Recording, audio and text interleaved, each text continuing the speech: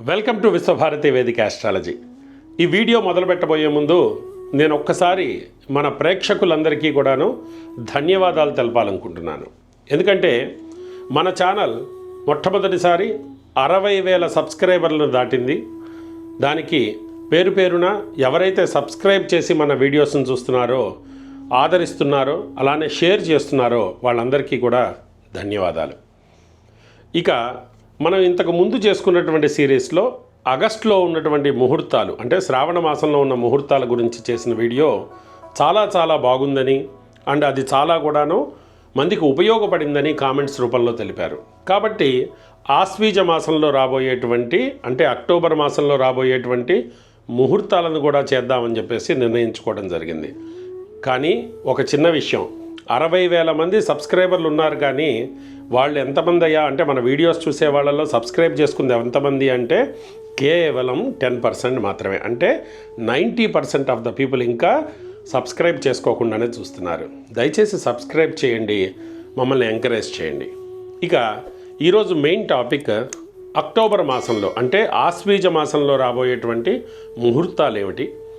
ముఖ్యంగా ఈ పంచాంగము అనేటువంటిది ఇండియాకి సంబంధించినటువంటి పంచాంగాన్ని బేస్ చేసుకొని చెప్తున్నాం. కాబట్టి దాదాపుగా తిథి మరియు లగ్నాలు ఒకటే ఉన్నప్పటికీ కూడా వేరే దేశాలలో చూసేటువంటి వాళ్ళు ఆ రోజు లగ్నము తిథి మీ ప్రాంతంలో ఉందా లేదా అని ఐదర్ మీ దగ్గరలో ఉన్నటువంటి ప్రీస్ట్ని అడిగి తెలుసుకోవచ్చు, లేదా మీరే ఆన్లైన్లో పంచాంగంలో చూసుకుంటే తెలుస్తుంది. లేకపోతే కామెంట్లో మీరు ఏ ప్రాంతం నుంచి చూస్తున్నారు, ఏ రోజు లగ్నం మీకు ఉందా లేదా, మీ పేరు మీద ఉందా లేదా కావాలి అన్నటువంటిది కామెంట్ చేయండి. నేను తప్పకుండా మీ ప్రాంతంలో ఉందా లేదా అన్నది చెక్ చేసి చెప్తాను. పర్సనల్ అపాయింట్మెంట్స్ అనేటువంటివి ఇప్పుడు ఇవ్వట్లేదు. ఒకవేళ ఎవరైనా సరే ఇంకా అర్జెంటుగా ఉంది అని అంటే ఛానల్ యొక్క డిస్క్రిప్షన్లో ఈమెయిల్ ఐడి ఇస్తాను, దానికి ఈమెయిల్ చేయండి. నేను వీలున్నప్పుడు చూసి మీ అందరికీ కూడాను రిప్లై చేసేటువంటి ప్రయత్నం చేస్తాను.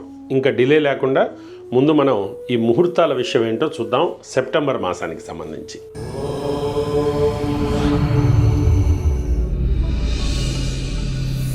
ఆశ్వీజ మాసం అంటే 3వ తారీఖు 10వ నెల నుంచి మొదలవుతోంది.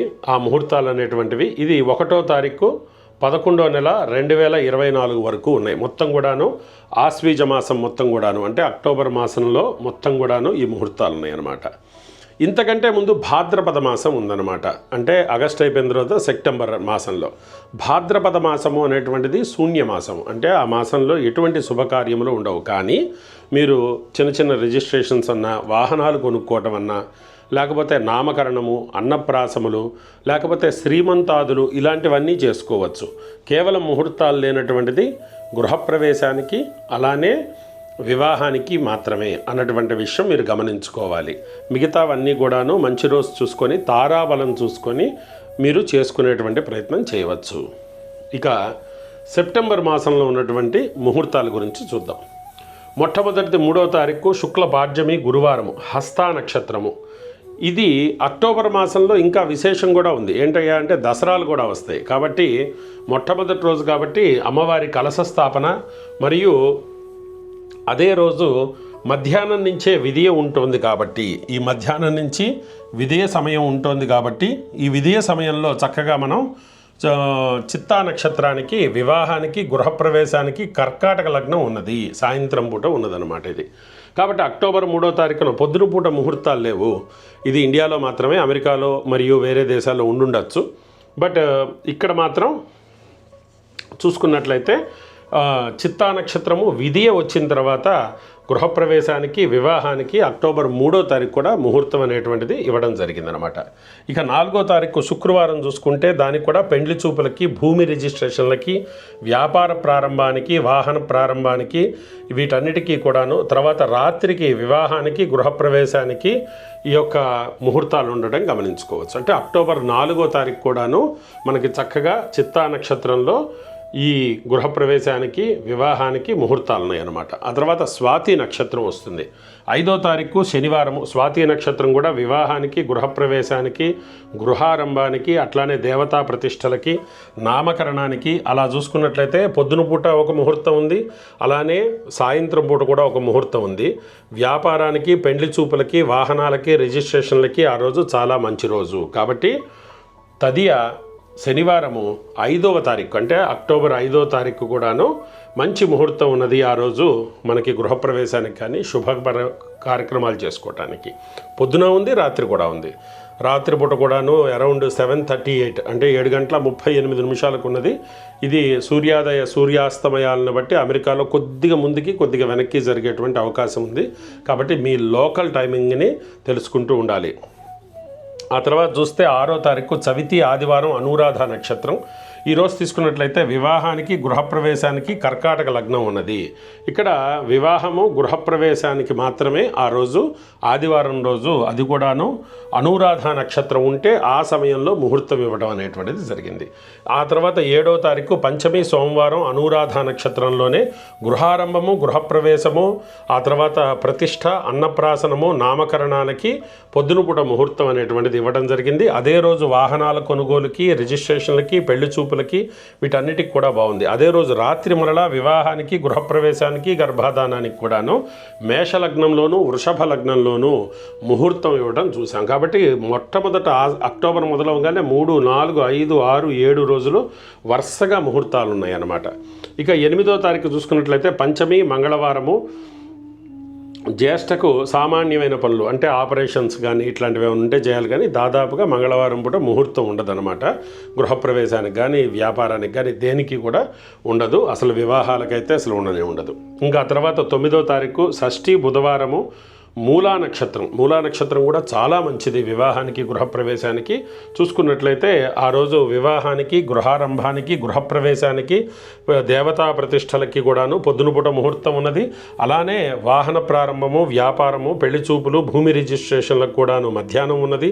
అలానే వివాహానికి, గృహప్రవేశానికి, గర్భాధానానికి రాత్రి ముహూర్తం కూడా ఉంది. అంటే దాదాపుగా మనం అక్టోబర్ చూసుకున్నట్లయితే పొద్దునపూట తెల్లవారుజామున ముహూర్తము, తర్వాత 7 గంటల సమయంలో ఒక ముహూర్తం, రాత్రిపూట మళ్ళీ 7 గంటల సమయంలో దాదాపుగా ప్రతిరోజు 3 ముహూర్తాలు ఉండడం అనేటువంటిది మనం గమనించుకోవచ్చు. ఈ నక్షత్రాలతో పాటు మీరు ఆ నక్షత్రాలు మీకు తారాబలం సరిపోయిందా లేదా అన్నది కూడా చూసుకోవాలి. గురువుగారు ఇక్కడ ఆ రోజు బాగుందన్నారు కదండి, మూలా నక్షత్రం బుధవారము షష్ఠి బాగుందన్నారు కదా, అందుకని చెప్పేసి వెళ్ళిపోయి పెళ్లి చేస్తామా అంటే కుదరదన్నమాట. అది లేదా వెళ్ళిపోయి గృహప్రవేశం చేసేసుకుంటామంటే కుదరదు. అది మళ్ళా మీ నక్షత్రానికి తారాబలం సరిపోయిందా లేదా అన్నది మీ ప్రాంతానికి ఈ ముహూర్తాన్ని అడ్జస్ట్ చేయటం అనేటువంటిది చేయాలి. ఆ తర్వాత 10వ తారీఖు సప్తమి గురువారము పూర్వాషాఢకు కూడాను ఇక్కడ ముహూర్తం ఉన్నది. ఇది వ్యాపారానికి కేవలం పెళ్లి చూపులకు మాత్రమే పనికొస్తుంది. అద్దె ఇల్లు మారటానికి కూడా పనికొస్తుంది, అంతే తప్ప గృహప్రవేశాలకు పనికిరాదు. గురువారము సప్తమి చాలా మంచిది కదా అన్నారు, కానీ పూర్వాషాఢ నక్షత్రం వల్ల అక్కడ వేటికి కూడాను అంటే వివాహాలకు కానీ గృహప్రవేశాలకు కానీ ముహూర్తం ఇవ్వలేదన్నమాట. అంటే 10వ తారీఖు పనికిరాదు. కానీ మీ ప్రాంతంలో ఒకవేళ నక్షత్రం మారితే పనికి వస్తుంది, పూర్వాషాఢ కాకుండా వేరేది. ఆ తర్వాత అష్టమి శుక్రవారం ఉత్తరాషాఢ నక్షత్రం. ఆ రోజుకి ఇక్కడ పంచాంగంలో మాత్రం వివాహానికి, గృహప్రవేశానికి కూడా ఇచ్చారు. బట్ అష్టమి రోజు, శుక్రవారం రోజు వివాహానికి చేయకూడదు. ఒక్కొక్కప్పుడు ఏంటంటే కొన్ని శాస్త్రాల్లో ఉండేటువంటి అమెండ్మెంట్స్ ఉంటాయి అన్నమాట. అంటే శుక్లపక్షంలో ఇలా ఉంటే చేసుకోవచ్చు, అవి ఎక్స్ట్రీమ్ లెవెల్ ఆఫ్ ఇంకా తప్పట్లేదు అని అనుకుంటే చేసుకునేవి. కాబట్టి నేను ప్రిఫర్ చేయను, అంత దీన్ని ఎంకరేజ్ చేయను అష్టమి రోజు వివాహాన్ని కానీ లేదా గృహప్రవేశాన్ని కానీ. కాబట్టి ఇది 11వ తారీఖు ఉండేటువంటి శుక్రవారం ముహూర్తం అంత పెద్ద శ్రేయస్సు కాదు, అంత మంచిది కాదని నా ఉద్దేశం. ఆ తర్వాత 12వ తారీఖు దశమి శనివారము శ్రవణ నక్షత్రము. ఇది వివాహానికి, గృహప్రవేశానికి, గృహారంభానికి, ప్రతిష్టలకు కూడా బాగుంటుంది అని చెప్పేసి చెప్పడం జరిగిందనమాట. ఈ 12వ తారీఖు ఉన్నటువంటి ముహూర్తం ఏంటయ్యా అంటే దీన్నే విజయ ముహూర్తం అని కూడా అంటారు. అంటే విజయదశమి కాబట్టి ఉన్నటువంటి విజయ ముహూర్తం. కానీ శ్రవణ నక్షత్రం ఉన్నంతసేపు చేయొచ్చు, కానీ ధనిష్ట నక్షత్రం ఉన్నప్పుడు పనికి రాకపోవచ్చు. అట్లానే విజయ ముహూర్తం అనేటువంటిది దశమి రోజు అందరికీ పనికొస్తుందా అండి, ఇంకా నక్షత్రాలతో ఏం చూడక్కర్లేదా అంటే అది కూడాను నిజం కాదు. విజయదశమి అనేటువంటిది వ్యాపారాలలో చేసేటువంటి పూజకి, వ్యాపారాలు ఓపెనింగ్కి, లేకపోతే ఆయుధ పూజలకి వాటికి ముహూర్తం చూడకుండా చేయొచ్చు. విజయదశమి రోజు చేస్తే ఏదైనా అన్నది నిజం. కానీ వివాహాలు గృహప్రవేశాలు అలా చేయకూడదు. మీ నక్షత్రానికి కనుక ఆ రోజు ఉన్నటువంటి శ్రవణ నక్షత్రం సరిపోకపోతే అది మీకు పనికిరాదు. ఎంత పండగ రోజైనా సరే అది మీకు పనికిరాదు. ఈ విషయం బాగా గుర్తుపెట్టుకోండి. ఇంకా ఆ తర్వాత 12వ తారీఖు ఇంకా దేనికి పనికి వస్తుంది అంటే వివాహానికి, గృహప్రవేశానికి, గర్భాధానానికి రాత్రి ముహూర్తం, మేషానికి ఉన్నటువంటి రాత్రి ముహూర్తం దాదాపుగా 7 గంటల 10 నిమిషాలు ఆ యొక్క కర్కాటకాంశము, అది దాని యొక్క పుష్కరాంశము. కాబట్టి ఆ సమయంలో కానీ లేదా ఇంకా కొద్దిగా ముందు కానీ వెనక్కి కానీ, అంటే చెప్పే కదా, మీ యొక్క ప్రాంతాన్ని బట్టి దాన్ని మార్చుకోవాలి, దాన్ని బట్టి ఉంటుందన్నమాట. తర్వాత వృషభానికి రాత్రి 8 గంటలకు కూడా ముహూర్తం ఉంది. అట్లానే విజయ ముహూర్తం చూసుకున్నట్లయితే మధ్యాహ్నం 1:47 నుంచి 2:35 వరకు ఉన్నది. ఇది విజయదశమి యొక్క విజయ ముహూర్తం. ఏదైనా వ్యాపారం ప్రారంభించాలనుకున్నా, వ్యాపారాల్లో పూజలు చేయాలనుకున్నా ఈ విజయ ముహూర్తం అంటే 1:47 నుంచి 2:35 చూసారా, ఈ విజయ ముహూర్తం అనేటువంటిది అద్భుతమైన ముహూర్తం అనమాట. మీ వ్యాపారాన్ని ప్రారంభించాలన్నా, లేకపోతే వ్యాపారం దగ్గర దస్త్రం చేయాలన్నా, కొత్తది చేయాలన్నా కూడా ఇది అద్భుతమైన ముహూర్తం. ఇక ఆ తర్వాత చూసుకున్నట్లయితే ఏకాదశి, అది ఆదివారం వస్తుంది. ఇందా చెప్పాక ధనిష్ట నక్షత్రం ఉంది. ఇక్కడ కూడా వివాహానికి, గృహప్రవేశానికి, గృహారంభానికి ఇచ్చారు. ఆ ధనిష్ట నక్షత్రంలో వివాహం కానీ గృహప్రవేశానికి కానీ నేను అంత పెద్దగా ముహూర్తం పెట్టను. పంచాంగంలో ఇచ్చారు కదా అని నేనైతే పెట్టను. కాబట్టి వీలైతే దాన్ని అవాయిడ్ చేయండి. లేదు మీ నక్షత్రానికి బాగా కలిసి వచ్చింది, వీకెండ్ నేను చేసుకుంటానంటే ఇక చేయగలిగింది ఏం లేదు. బట్ ఉన్నటువంటి స్థితి అయితే అది ఒక్కొక్కప్పుడు పనికొస్తుంది. అవి స్పెషల్ కేసెస్ ఉంటాయి. అది మీరు మీ జాతకాన్ని, తర్వాత మీ నక్షత్రాన్ని బట్టి చూడాలి. బట్ ఇక్కడైతే ముహూర్తం అయితే ఇచ్చారన్న విషయం నేను ఇక్కడ చెప్తున్నాను. గృహప్రవేశానికి, గృహారంభానికి అదే రోజు రాత్రి ఏకాదశి, ఆదివారము 13వ తారీఖు రాత్రి కూడా 7 గంటలకు ముహూర్తం ఉంది. 8 గంటల చిల్లరకు ముహూర్తం ఉంది. అర్ధరాత్రి కూడా ఒక ముహూర్తం ఉంది. అంటే వెలసి 13వ తారీఖు కూడాను గృహప్రవేశ, గృహారంభాలకు ముహూర్తం ఉన్నాయన్నమాట. 14వ తారీఖు ద్వాదశి, సోమవారం, శతభిష నక్షత్రం. ఈరోజు పొద్దున పూట మాత్రం వివాహానికి కానీ లేదా గృహప్రవేశానికి కానీ ముహూర్తం లేదు. ఆ రోజు పెళ్లి చూపులకి, తర్వాత రిజిస్ట్రేషన్లకి, అలాంటి వాటికి మాత్రమే ఉంది. కానీ మళ్ళీ తిరిగి సాయంత్రం గృహప్రవేశానికి ముహూర్తం అనేటువంటిది ఇవ్వడం జరిగింది. ఆ రోజు రాత్రికి గర్భాధానానికి కూడా ముహూర్తం ఇచ్చారన్నమాట. ఇక 14వ తారీఖు పోతే 15వ తారీఖు త్రయోదశి, మంగళవారం, పూర్వభాద్ర నక్షత్రం. ఈరోజు ఎటువంటి ముహూర్తాలు ఉండవు. ఆపరేషన్లకు మాత్రమే ఏదో ఒక ముహూర్తం ఇచ్చారు, 7:53 అని చెప్పేసి. ఆ తర్వాత పెద్దగా ముహూర్తాలు ఆ రోజు ఏమీ లేవు. 15వ తారీఖు దేనికి పనికిరాదు. ఆ తర్వాత 16వ తారీఖు చతుర్దశి, బుధవారం, ఉత్తరాభాద్ర నక్షత్రం. ఇది కూడా అద్భుతమైన నక్షత్రం. దీంట్లో కూడా వివాహానికి, గర్భాధానానికి, గృహప్రవేశానికి, దేవతా ప్రతిష్టలకి, నామకరణాలకి పొద్దునపూట ఒక ముహూర్తం ఇచ్చారు. 7 గంటల చిల్లర అన్నారు. ప్రాంతాన్ని బట్టి అటు ఇటు మారుతుంది అది. ఆ తర్వాత వ్యాపారాలకి, రిజిస్ట్రేషన్లకు కానీ, వాహన ప్రారంభానికి కానీ, పెండి చూపులకు కానీ ఆ రోజు బాగా పనికొస్తుంది. ఆ 16వ తారీఖు అనేది వివాహానికి, గృహప్రవేశానికి రాత్రిపూట కూడా ముహూర్తం ఇచ్చారు 6 చిల్లరకి. కాబట్టి వెలసి చూసుకున్నట్లయితే ఆ రోజు దాదాపుగా అన్ని కర్తవులకి ఎలాంటి పని చేయాలన్నా కూడా 16వ తారీఖు చతుర్దశి, బుధవారము అనేటువంటిది అక్టోబర్లో అద్భుతంగా ఉంది. కానీ అది మీ నక్షత్రానికి సరిపోతాయి. తర్వాత 17వ తారీఖు పౌర్ణమి, గురువారం, రేవతి నక్షత్రం. ఇది కూడా చాలా మంచిది. రేవతి నక్షత్రంలో వివాహానికి, గృహప్రవేశానికి, గర్భాధానానికి ముహూర్తం ఇచ్చారు. కానీ రాత్రి వేళల్లో ఇచ్చారు. పొద్దునపూట కేవలం పెళ్లి చూపులకి, రిజిస్ట్రేషన్లకి, వాహనాలు కొనుగోలు చేయడానికి లేదా వ్యాపారాలు ప్రారంభించుకోవడానికి మాత్రమే ఇక్కడ ముహూర్తం ఇవ్వడం అనేటువంటిది జరిగింది. ఇక 18వ తారీఖు ముహూర్తం లేదు, పాడ్యమి కావటం వల్ల. ఆ తర్వాత 19వ తారీఖు లేదు, 20వ తారీఖు మాత్రమే ఉంది ముహూర్తం.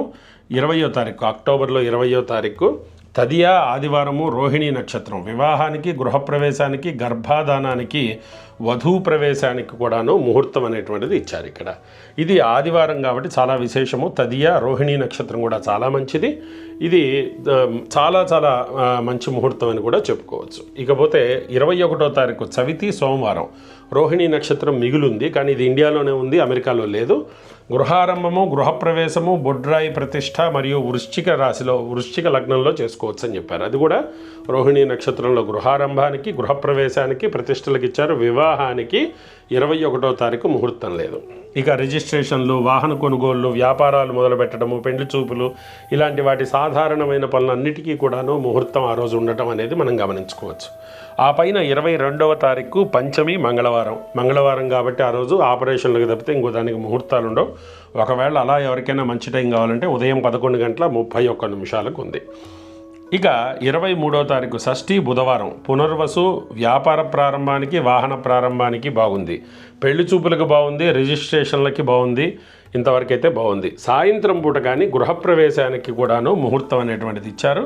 ఇది కూడా సాయంత్రం 6 నుంచి 7:30 8 గంటల మధ్యలో ముహూర్తం ఉంటుంది.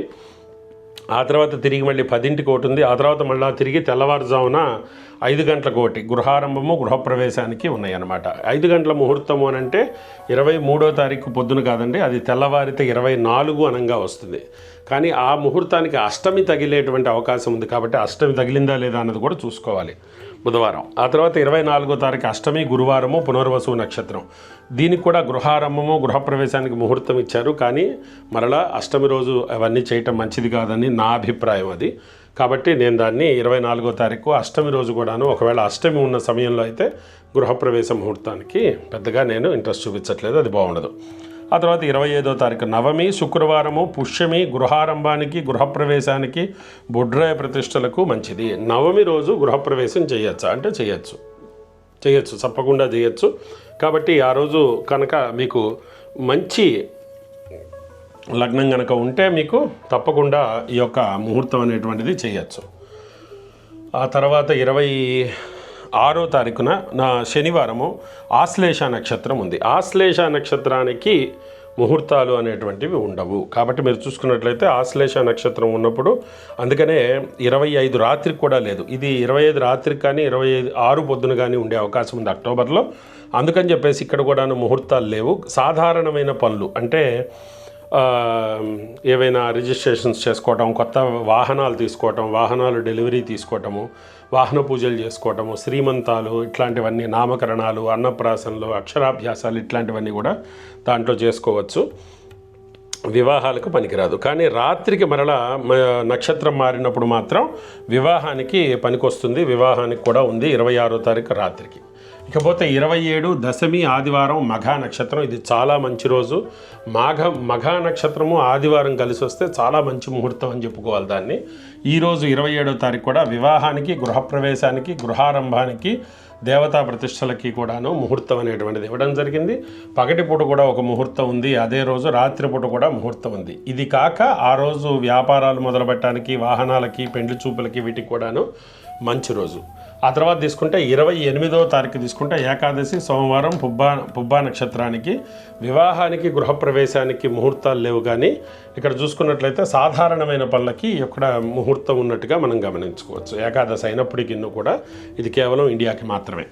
ఆ తర్వాత చూసుకుంటే నవంబర్ 3వ తారీఖు కార్తీక మాసం ప్రారంభమవుతుంది. ఈ నవంబర్ 3వ తారీఖు వరకు చూసుకున్నట్లయితే ఇంకా ముహూర్తాలు లేవు. 28 అక్టోబర్ నుంచి ఇవి మొత్తం కూడాను ఉన్నటువంటి ముహూర్తాలు ఆశ్వీజ మాసంలో. ఇక ముహూర్తాలు పట్టింపు లేకుండా చేసుకునేటివి అంటే ఆల్రెడీ మీరు పాలు పొంగిచ్చేస్తుంటే సత్యనారాయణ స్వామి వ్రతం చేసుకోవడానికి మీకు ఎటువంటి తిథివార నక్షత్రాలతో పని లేదు. ఏకాదశి, పౌర్ణమి, పంచమి అనేటువంటివి చాలా విశేషమైనటువంటి రోజులు, అందులో డౌట్ ఏమీ లేదు. అవి కాకుండా ఏ రోజైనా సరే మీ మనస్సు శ్రద్ధగా ఉన్న రోజు సత్యనారాయణ స్వామి వ్రతం చేసుకోవచ్చు. హోమాలు, జపాలు, నవగ్రహ జపాలు, మిగతా వాటికి ముహూర్తంతో పని లేనటువంటి వాటివి ఏవైనా సరే మిగతా రోజుల్లో మీ తారాబలాన్ని చూసుకొని పురోహితులు చేయించే వాళ్ళు కనుక ముహూర్తం అంటే తారాబలంతో మంచి రోజు అని చెబితే ఆ రోజు తప్పకుండా చేసుకోవచ్చు. ఒకవేళ మీ తారాబలాన్ని మీరే చూడాలనుకుంటే మన ఛానల్లోనే తారాబలం ఎలా చూడాలి అని ఉంది. ఈ చెప్పినటువంటి నక్షత్రాలు మీకు సరిపోతాయా లేదా అనేటువంటి ఆ తారాబల పట్టికను చూసి నేర్చుకోండి. చక్కగా మీకు కూడాను మీ అంతటా మీకే తెలుస్తుంది ఆ రోజు మీకు సరిపోతుందా లేదా అనేటువంటి విషయం. ఇవన్నీ మొత్తం అక్టోబర్లో ఉన్నటువంటి ముహూర్తాలు, మొత్తం శుభ సమయాలు, ఏ రోజులకి ఎటువంటి ముహూర్తాలు సరిపోతాయి అన్నటువంటి డీటెయిల్స్. ఇంకా ఒకవేళ మీకు డౌట్ ఉన్నా లేకపోతే ఏదైనా ఒక రోజు మీరు సెలెక్ట్ చేసుకొని ఆ సెలెక్ట్ చేసుకున్నటువంటి రోజు మీకు సరిపోతుందా లేదా అనేటువంటి డౌట్ ఉన్నా కింద కామెంట్లో మీరు రాయండి డీటెయిల్డ్గా. నేను అవి చదివి చక్కగా రిప్లై చేసేటువంటి ప్రయత్నం చేస్తా. కాకపోతే మీకు చెప్పేది ఏంటంటే అంటే నేను సబ్స్క్రైబ్ చేసినటువంటి వాళ్ళ వీడియోస్కి మాత్రమే చేస్తూ ఉంటాను, కామెంట్స్ మాత్రమే రిప్లై చేస్తుంటాను. ఎందుకనంటే అందరికీ సబ్స్క్రైబ్ చేస్తున్నారు అంటే మమ్మల్ని ఆదరించేటువంటి వాళ్ళకి ముందు ఎక్కువగా సర్వీస్ ఇవ్వాలి. కాబట్టి మనం ఎక్కడా కూడా పెయిడ్ సర్వీసెస్ పెట్టట్లేదు, ఏ సర్వీస్ కూడాను డబ్బులు ఇమ్మని అడగట్లేదు. కంప్లీట్గా ఈ యొక్క ఇన్ఫర్మేషన్ మొత్తం ఫ్రీగా ఇస్తుంది మీకు, మిమ్మల్ని రైట్ డైరెక్షన్లో మిమ్మల్ని గైడ్ చేయడానికి మాత్రమే తప్ప ఇంకేదీ కాదు. మన ఛానల్ని ఆదరిస్తారని చెప్పేసి భావిస్తున్నాను. మరి నవంబరులో వచ్చేటువంటి అంటే కార్తీక మాసంలో వచ్చేటువంటి ముహూర్తాల వీడియోతోటి మళ్ళీ కలుసుకుందాం. మంగళం మహతు, సర్వే జన సుఖినో భవంతు.